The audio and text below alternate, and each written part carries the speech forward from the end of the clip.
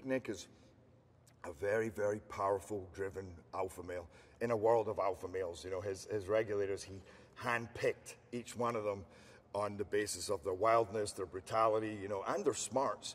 But he lives in this world where you have to be willing to go to any length to get ahead. And that is the dangers inherent, that is the amount of hours you work, that is just that complete obsessiveness with the job at hand. And of course, you do that, and you know, it's a kind of process of osmosis. Things rub off on you, and he's not living the best life. When he's stake out, you know, he's drinking too much, he's probably participating in many other things, and it's kind of a disaster for his marriage. You know, the more he devotes to that job, the less time he has for his wife, the less kind of an upstanding human being he's being. So he's really failing miserably at being a husband and a father.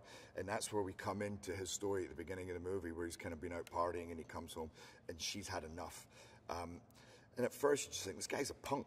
But as the movie goes on, you realize, you know, the pressures that play on him.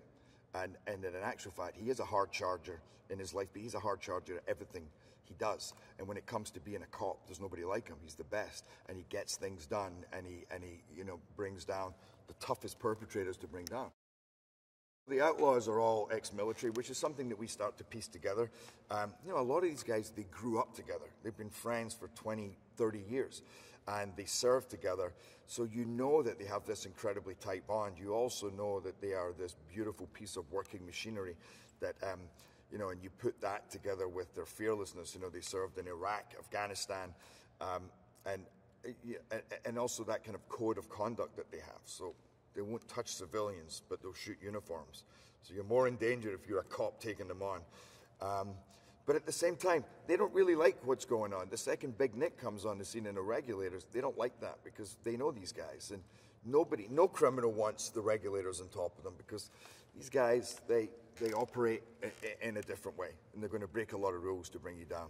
But you also follow these characters and their families, and you see the kind of hardships that they go through and how living this kind of life plays on them, and also how human they really are. At the end of the day, they're still trying to have families. They're still trying to live this, you know, to live a regular life in some ways. And it's so efficiently told, that part of the story, that it has a surprising amount of heart and emotion. And then a whole thing going through where you realize the world that you thought you were in is not necessarily the world that you are in. Twists and turns in a way that I've never seen a script like that, with so many surprises.